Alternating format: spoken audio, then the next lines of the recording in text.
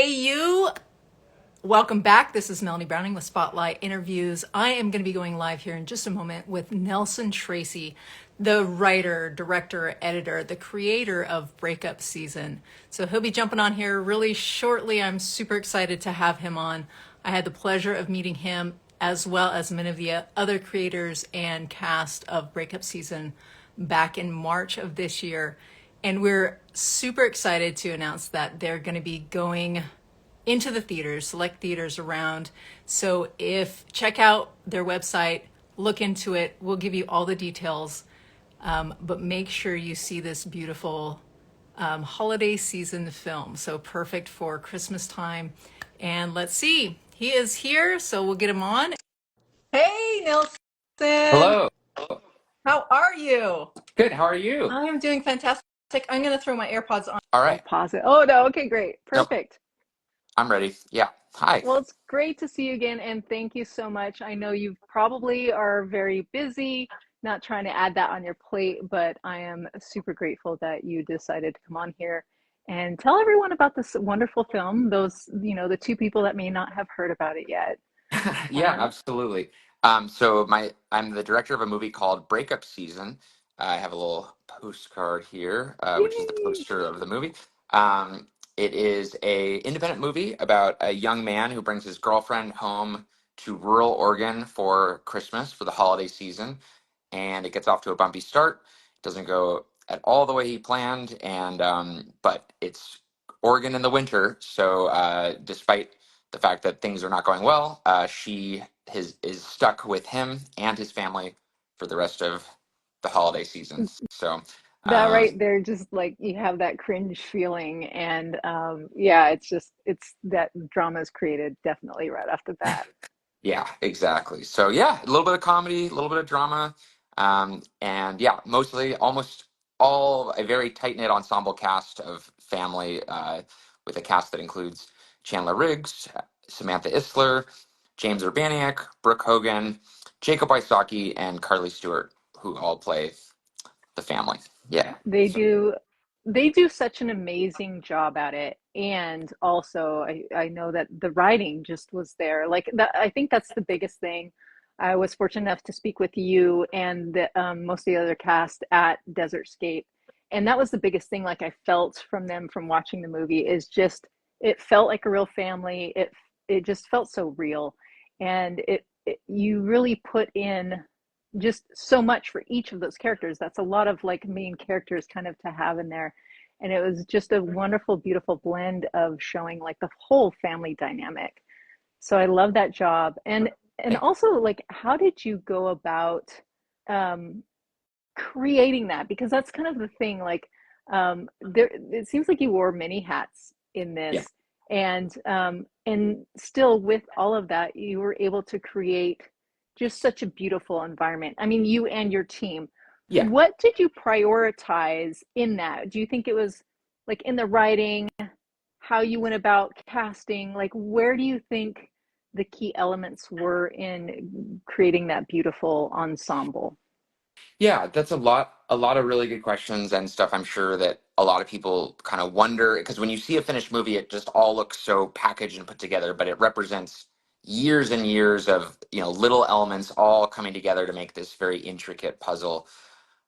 This is my first feature. I had been wanting to do movies, or I have been wanting to do movies since I was a little kid, and so it wasn't really a matter of if, it was a matter of when. And I was going to kind of figure out a way by hook or by crook.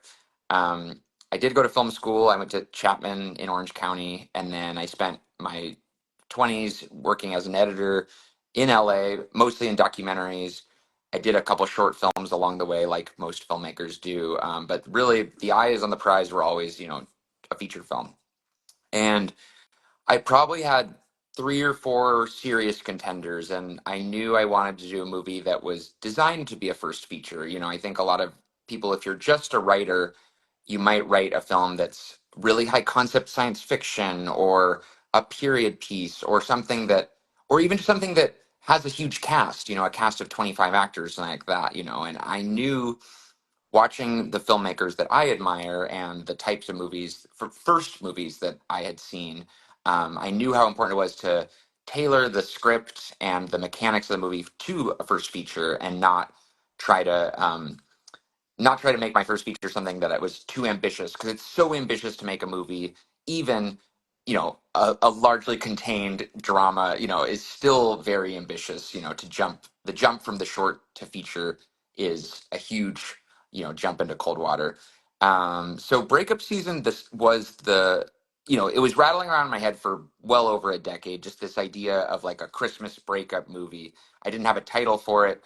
I had the concepts down of, guy brings his girlfriend home for Christmas. They break up, but she's stuck. Hilarity ensues, and so that simple hook was always in there, or it was in there from a very long time, and it really started to kind of mature as I got older, and as I lived my own life experiences, Yeah. and realized I could approach this maybe not in a Hallmark cookie cutter manner, but maybe with a little bit more reality that it spoke to the experiences that I had, my siblings had, my friends had, and therefore something that I was more excited about making. And if I was more excited about making it, maybe some other people might be excited about making it.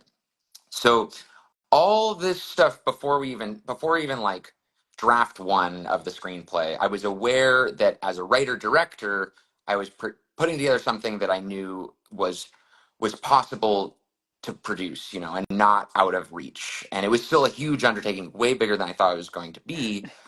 But it wasn't so out of reach that I bit off more than I could chew. And then it was the screenplay that, if I had, let's say I had 3 or 4 contenders, this was the one that people would ask me the most about and be like, whatever happened to that Christmas breakup movie? It was the one that kind of rattled around in people's heads, rattled around in my Now, head. a Yeah. question jumps out to me right there is when you send stuff out, like how many people do you think you would send things out to? Like, is it a large number? Is it a select few of really close people? And because it's like one of those things, the things I keep coming back to. Okay, I need to focus on that. But numbers wise, Yeah, yeah. what does that look like? Okay, so I'll make a confession, which is I really don't like reading screenplays. If somebody asks me to read their screenplay, I am going to like put it off for as long as possible. Like it's a chore to read a screenplay. It's hard. Mhm. It requires, because you're thinking about, it's like looking at blueprints of an architecture building. It's like you're having to Mhm. like conceptualize what it's going to be and do a lot of work. And so the reason I bring that up is I'm not someone who sends out a PDF of my script to all my Mhm. friends and does it. I'm more interested in, I talk about it a lot. And so when I say talk, I don't Gotcha. mean I Yeah. sent the screenplay out, Yeah. but I'm talking about the concept. But really important to my writing process, and something that I will apply to basically anything else I do, is I did a lot of live screenplay readings. Um, Okay. so I did 3 for this film, where first just had 6 of my friends. There are 6 cast members. Actually, I had 7 because I had a narrator also. So 7 of my friends over at my house. I provided some food, and we read the screenplay and then talked about it for about half an hour. Nice. And I recorded the whole thing. And so now I have a sense of hearing it out loud, hearing the flow and the rhythm, hearing the way the characters bounce off each other, and then feedback from 6 people or 7 people who watched it or heard it in real time. Mhm. Because if you send out a screenplay to someone, you don't know where that, maybe they're scrolling on their phone on their on their subway commute home or something like that. You don't know the environment, if their feedback's any good. Mhm. So that was, and then I did another live screenplay reading in La Grande, Oregon, which, we can talk about La Grande, but La Grande was the Eastern Oregon Film Festival was vital to this film getting off the ground. And that was a place where I was able to get feedback that was specific to the region, and like how to make it better tailored to the area. And Nice. so, Okay. and here in a larger, it was probably an audience of 40 to 50 people. So Oh mostly wow. strangers. So, now I'm getting a little more unvarnished feedback. I'm hearing more people laugh. I'm hearing, oh, maybe that one, it wasn't that good of a line, or maybe that Mhm. person spent too long, their monologue felt too Okay. long, and stuff like that. And then I did a third one again at my house with 6 friends. And so those 3 things, plus some really pointed feedback from my friends who are really who would sit down with me and really go through it a little more in depth. I think I definitely especially it being my first film, I knew it was a high wire act, and if you don't have a good script, all your problems are bigger later. You know, it is the foundation from which Absolutely. everything comes. You know, it's like if you it's only going to make it harder to get into film festivals, to market your movie, to, you know, do all these things if you don't have get actors, you know, if you don't have a really solid script. So I was willing to hear and take the feedback hard early, because also it's free to change things, whereas when you're in the edit, Yeah. that's it, you got what you got. You know, it's like you can't go back and redo it, whereas writing in some ways is very liberating because it's the work, their options are abound, but in some ways that's really hard because it's like, you know, endless options for where it can go. Mm, absolutely. With that, with it sounds like you had a pretty good idea before, like the expectations of a feature film. But also with that, we can get ourselves excited about, okay, I'm gonna do this, I'm gonna go, and then you step up to that mountain and look up, and then as you start climbing, encountering all these different obstacles, what keeps you in that Yeah, passion state, that yeah. motivation state, and what helps you along that That's journey? a really good question, because man, they every step of the way you will hit things that will tell you. Everybody wants to tell you why you shouldn't do it, you know, because it's really hard, and there's no sugarcoating that, you know. And it's like I love every step of it, but man, there are some dark moments, and I think, but really, what motivated me more than anything was this film had a ticking clock because it's set during winter time, during Christmas. So I knew in March of 2020, sorry, March of 2022, I knew if I didn't shoot it next February, I was going to kick it a whole year, Mm, lose even the little bits of momentum that I had gathered, you know. And so I had a real ticking clock. And by the time it got to like December, we hit some of those obstacles that you're describing, where, oh my gosh, this is going to cost significantly more than we thought, because we didn't know that to qualify for this rebate, we needed to pay for insurance for these things, you know, just wow, boring yeah. boring stuff that suddenly, oh, guess what? This is going to cost tens of thousands more dollars than you thought it was going to cost. And we don't have that kind of money in front of us. And it's like, do you give up because of, you know, you're not quite there where you need to be? Or do you just plow through and work even harder? And that January before we shot, I think me and the producers, like, you know, 12-hour days, 7 days a week, just cranking. And it's like, you know, when you don't have money, you have time. And that's, you know, so, but having that deadline, because I knew that we couldn't even push it a week, you know, and it didn't matter if anything happened, we were going to lose our snow. And sticking to our guns there meant that instead of, you know, oftentimes when an actor gets approached, especially an actor of note gets approached for a film, they the indie film is so excited to have them, they're willing to cater and bend over backwards to their every whim.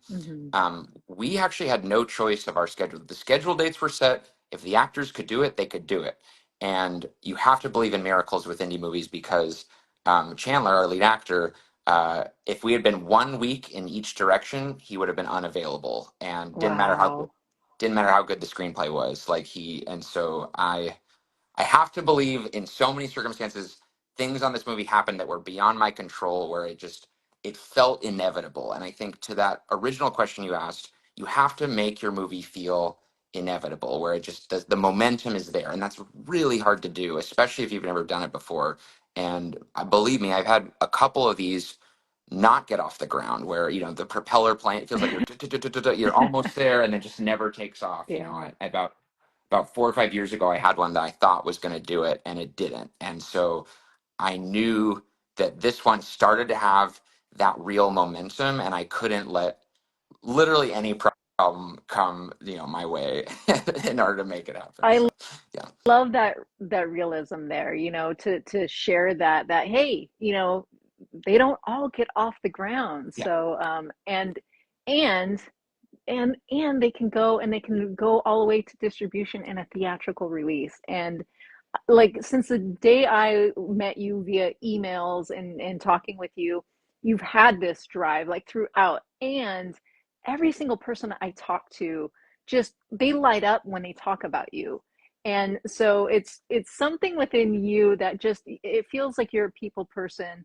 And I just have to say that it's amazing. Like I was talking to John and Adam about that Desertscape the other Yeah. day, and we got in a conversation about you, and we were all just like glowing. It was just like you have that beautiful effect on people, and I do believe it's that drive within you that, and I think that's super important for the leader of the film to have that, so everyone wants to, be involved in that. um, with going kind of down the line, I heard that there was some kind of cool moments of team building and stuff, like behind the scenes and stuff, with the cast. Do you feel like sharing any of those, were those ideas that you plan on using in the future, depending on the script, obviously? um, Yeah. but No, it I seems kind of a little bit different from what I've heard. definitely, because yeah, I think that often, I mean, that's all really gracious, and I think the director, yeah, you are often the spokesperson for the film, but I'm even more than I knew going in. It is such a team effort to make a movie, and there are so many people required, each of whom is a specialist in their area, and most of whom never get to be interviewed or in the spotlight or all that. And so I'm very aware, especially in the onset days where when it's editing, it might just be a couple people, but on set you're talking about 25, 30 people, and that's an indie, that's a small movie, and they all are essential to, like, the sound mixer, the script supervisor, the driver, the caterer. All of these people matter, and they all are going to affect the morale of the movie. The Monday before a week before we started filming, I had a dream where I yelled at everybody on the first day, and I got mad, and I woke up, and then in the dream, I'm trying to recover. I'm trying to, like, get my goodwill back, and of Hmm. course it's gone, Yeah, and yeah. I woke up in a cold sweat. It was the best nightmare I've ever had, because it was like, I knew that, first of all, indie movies, no one's getting paid a lot. No, Yeah. we're working really long hours. We're in rural Oregon. It's a tough sell that you have to require such a leap of faith to be a part of a project like this one. And that was a little bit of a vetting process in its own right. There were crew members who read our material and were like, I don't really want to leave my family for 3 weeks, And then there were some who were like, bring it. Like, Vin, Nice. the best boy, he had brought his motorcycle and he was motocrossing all weekend, in the mountains. And so it was like, it brought the type of people who want that experience, because it's not glamorous, and it's rough. It's rough going, but in service of this thing we love called movies. And so, to your original question, I think I knew that I needed to create a positive experience for people. And LeGrand is not where I'm from. It's a really special place that I've gotten to know through the Eastern Oregon Film Festival. And I knew that it's the type of place where, for me, there's like a magical pixie dust in the air that just, it is a special place. It is an environment from which, everyone's away from their families for the time. So on weekends, one story, it's the first Saturday. We've had a big first week, and every day counted, every week counted, because we only had 15 days to shoot this thing. And so we've just come off the first week together. Everyone's still kind of figuring each other out, getting to know each other, especially crew wise. And we made some reservations for the bowling alley and said, hey, if anyone wants to come, it's your weekend, but we have this here. Every single cast and crew member came to the bowling night, and it was just like, it just set the tone for what this was going to be. It was going to be, we work hard during the week and we play hard on the weekends, and those weekends were just as much part of the equation, where we did need to blow off some steam and maybe drink a little more than we should have and have some fun on top of, because we're working our butts off all week Yeah. long. And so and for the cast and crew, they were all embraced that. You know, Chandler and Samantha grew up on movie sets, but they were always minors. They were always underage, so that they always had to go home at the end, whereas everyone else got to kind of get to know each other. This was Yeah. their first time being a part of the Oh, equation. They're at the oh, bars that's with us. awesome. They're part of that equation. And, for everyone involved, from the production assistants to the lead actors, like, they got to be part of this little movie family during the winter. And that's just like, it's so many little things like that. But it was, I think, going to that environment really was what shaped it and allowed us to really have that summer camp or winter camp feeling because we were so far away from, our day-to-day lives. That's beautiful. That I do. I just the cast was so amazing, and seeing so many people show up, a whole different state for the premiere. Yeah. It spoke to everything there. So it was great getting to meet them. Let me check real Yeah. quick. Go ahead and let people know, like, this theatrical release that you have coming out. It's starting this Yep. week, super soon here in Tempe. I'm in AZ, so Yeah.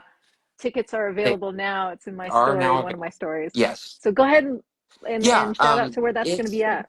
It's we knew we've been on a film festival tour most of the year. A lot of people who are following it or listening probably have been following us as we crisscrossed the country. And we knew it's a holiday film, so as when it comes to distribution, it's like I was told, like what are your look for your North Stars? Like what's the most important thing to get out of your distribution? And for me it was it's got to be released this winter. Like we can't Hmm.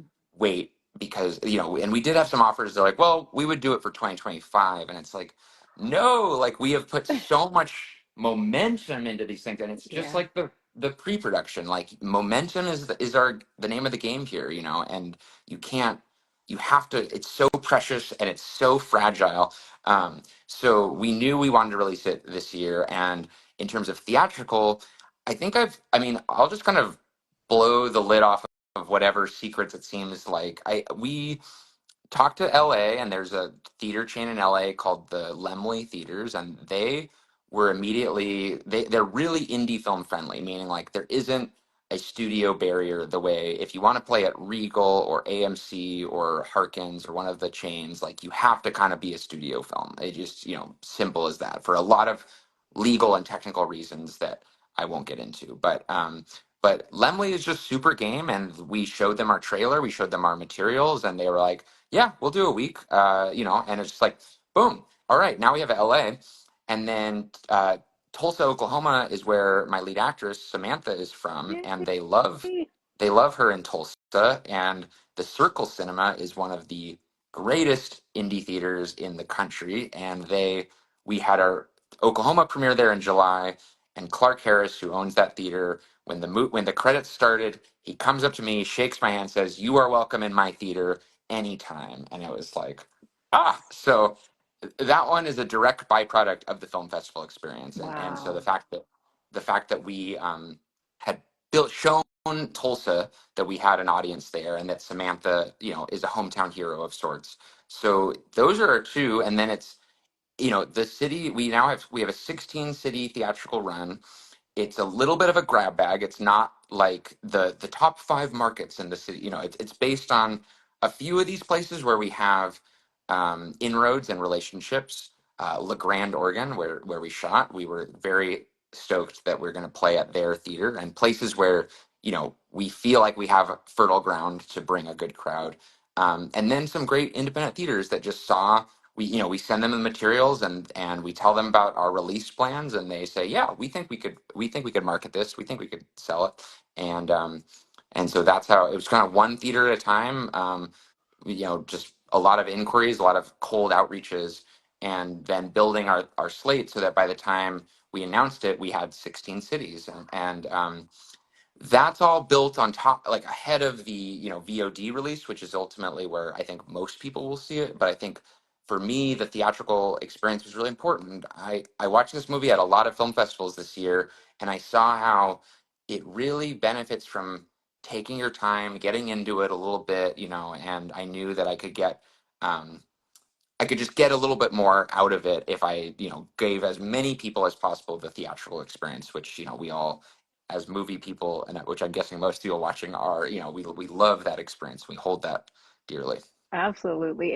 And it is such a great film for this time of year. I think people can just go, and it's wanting to get out of the house because there's all sorts of different stuff going on, and it is the most perfect, just going there and going through the whole, just seeing all of the characters and doing their thing. And it's a very, very family togetherness, and even though that there's the conflict that's going on there, it's a beautiful film. So I absolutely love it. Definitely go check it out. Support the film and also support the theaters that are Yeah, saying, yes, we want exactly. to see this, because indie films, they need that outlet. We need to be able to go and see it, and I always love being able to go see an indie film in the theater. So Yeah. definitely check it out. What is it at breakupseasonmovie.com? Is that the Yep. best place to go to? Yeah, that's kind of the catch-all because obviously it's a lot of different, it's not like one theater chain or anything like that. So if you just go to our website, breakupseasonmovie.com, it's in our bio. It's kind of, we've been plastering it everywhere we can. You'll find links to all the different cities and tickets. And yes, Tempe, Arizona is one of the ones I'm really excited about because it's obviously it's fun when we have a place like Tulsa where we had a hometown crowd, but Tempe's an example of just cool theater. They liked what we were putting out and they said, yeah, we'll book it just based on the quality of the project. And so to me, that's really gratifying when it's like the movie stands on its own 2 feet. It doesn't require any like, caveats or explanations. It's just, it's a new movie. It's good. It's we've been vetted by all these film festivals. So that shows that somebody has to enjoy this film Yeah. and more people will enjoy it. Yeah. And congratulations as well on the fabulous festival run, Thank you. just award after award there. So that's amazing in itself, too. Let me check through here, see if anyone threw in some comments. A whole bunch of people on waving. Let me see. Congratulations on the awards and festivals, Cami Suarez. Um, let's see. Someone looking for Chandler. As uh, so when is the breakup season coming out? So I think, yeah, go to breakupseasonmovie.com. I believe the 15th is the first yeah. one. Is that the one here in Tempe? This Friday we'll get started, and then I'm pleased to announce December 6th is kind of the VOD. That's when like it's just all over the world. We're in 60 countries. Mexico, I see someone just asked about. We will be in Mexico on that day. Canada, UK, obviously the USA, all over. So that's kind of our big release date for it. Is that December 6th date, and so the theatrical release is kind of the warm up, and it's like get the snowball rolling down the Yep, hill. And so hopefully we'll be at full fever pitch by December. So absolutely. Purple Page said breakup season is one of the most amazing movies I've ever seen. And another, oh my God, amazing. All this love in the chat. So wonderful. Thank you for all that we're putting in there. Yes, and Spanish, I can't translate. It sounds like you got it. yeah, um, oh, Crystal Alexandria is asking, what's your favorite scene? that's a really good question. I will kind of tap around it because I want you to get to see it for yourself. I think there is a scene.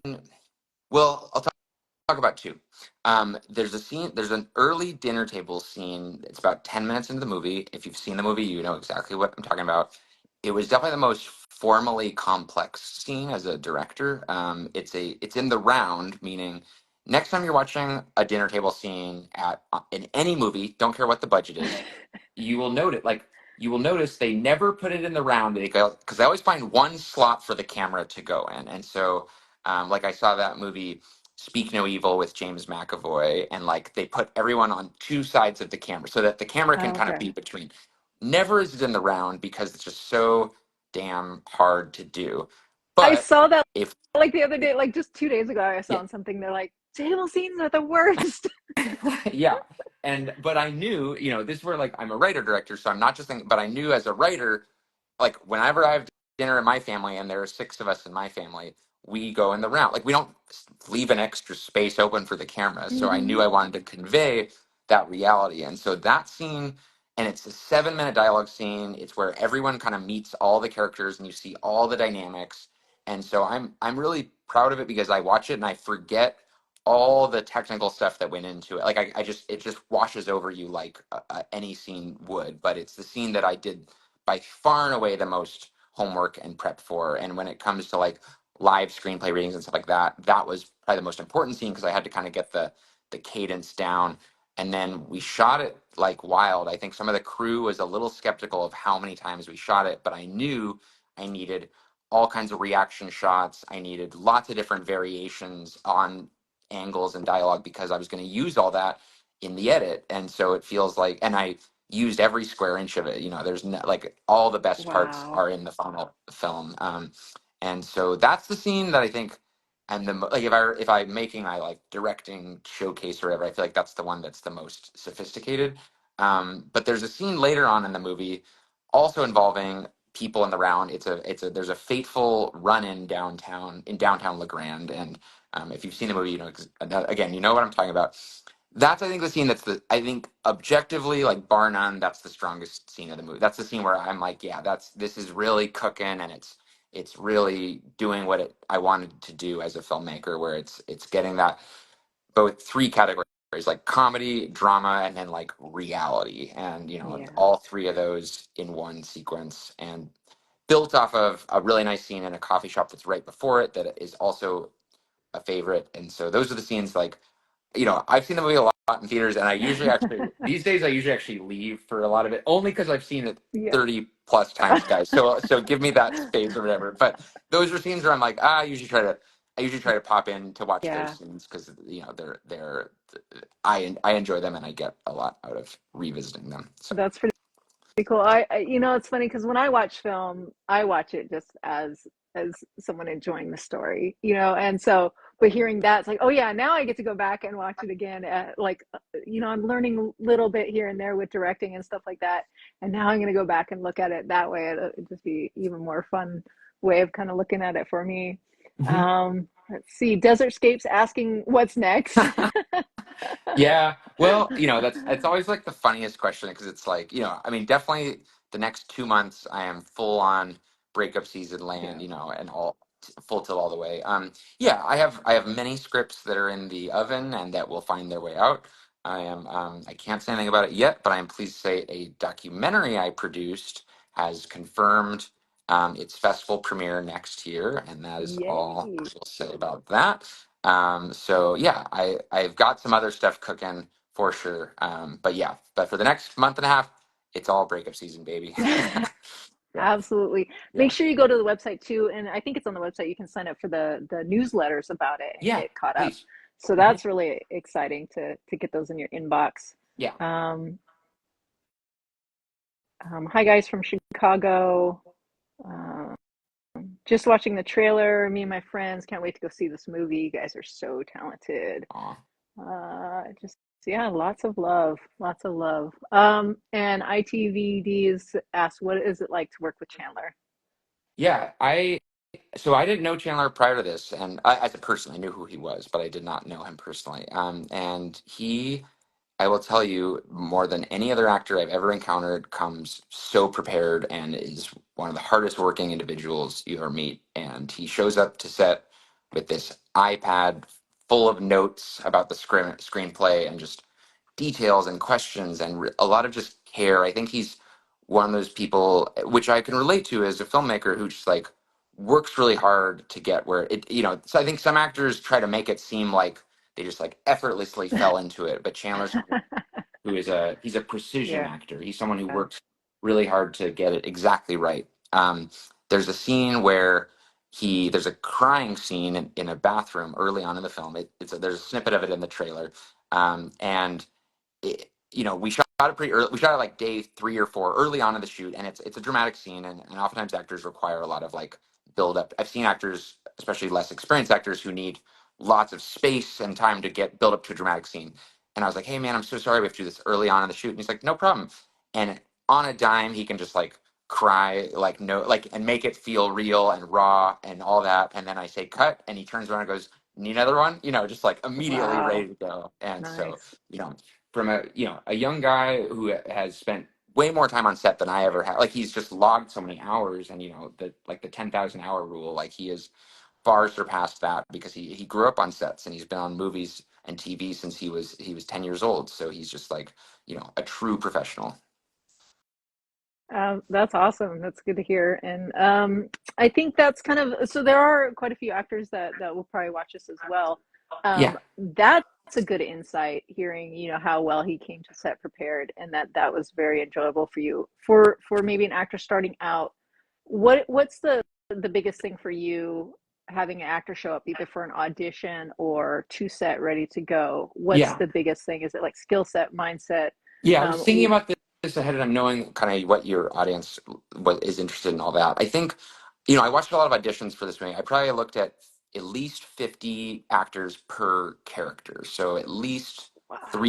300 actors I watched tapes um, for each for each role. And I learned a lot from that because there is a range of actor ability, and some are very good and some are not. And I think one of the biggest things to learn that I think every actor should apply is, you have a screenplay and you're not expected to memorize it, but you see actors and they're anticipating their lines so much they're not even listening to their scene performer. They're just like getting ready to make every scene like a dramatic line reading or whatever, and they're more focused on the individual lines than the scene arc as a whole. Mm. Brook Hogan, who you spoke to on this show, who's amazing, She's she wonderful. Hello, absolutely, yeah, Brooke.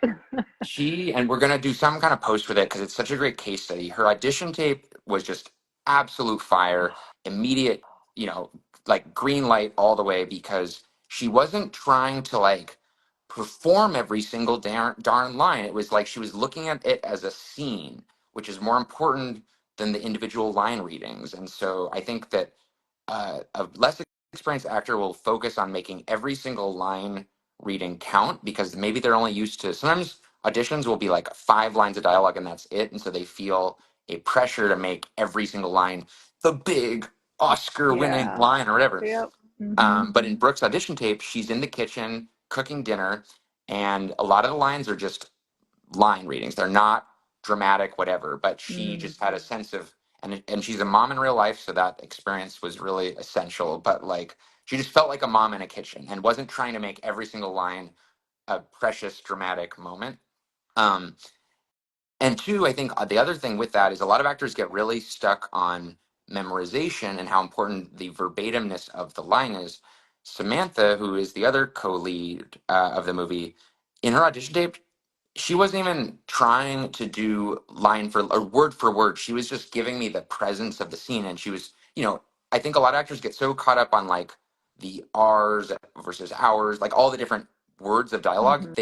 they lose their sense of place in the scene. And it's like, I know you're a professional actor and you will have time to memorize the script later. Show me convey the feeling and don't get so tripped up on Mm. the words themselves. And Samantha's audition tape was equally just magnetic, of she just had such a sense of place and self and not trying to like ham it up for the camera, which I think a lot of actors in auditions are trying so, and they're nervous, and I don't blame them because it's really hard, but they're trying so hard to show me what they can do.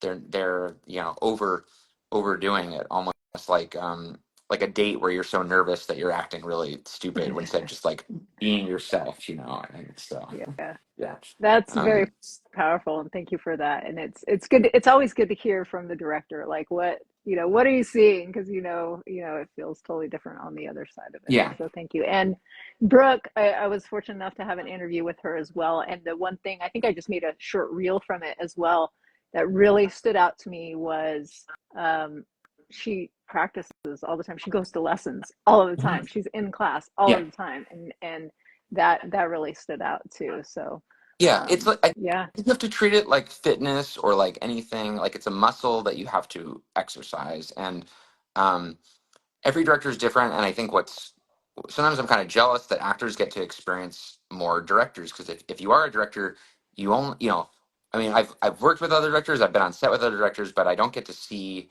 other directors that much because I'm doing my own stuff. And so I think every director is going to be a little bit different, but there's a universal sense of like coming prepared, doing the work you need to do, and then being just like, I don't know, present.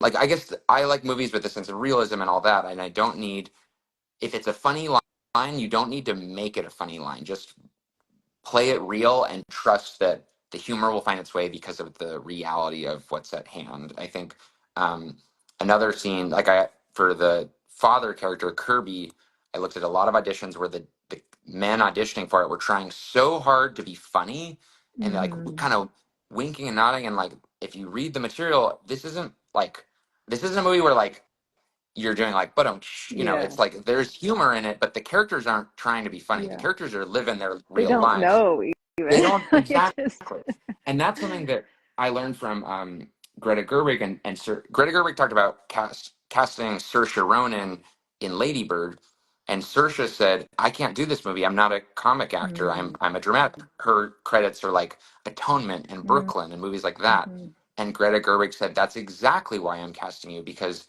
for Lady Bird, it's not a comedy like a Seth Rogen comedy. This is a comedy. This is high stakes for all the Mm, characters involved." So I kind of took that nugget and applied it with casting Chandler, who grew up on a show that's got people dying left and right, and it's a yeah. bona fide capital D drama. And Samantha, whose movie credits are dramas. I was like, that's something where that's the type of kind of place and presence I want to be, rather than a balls to the wall comedy.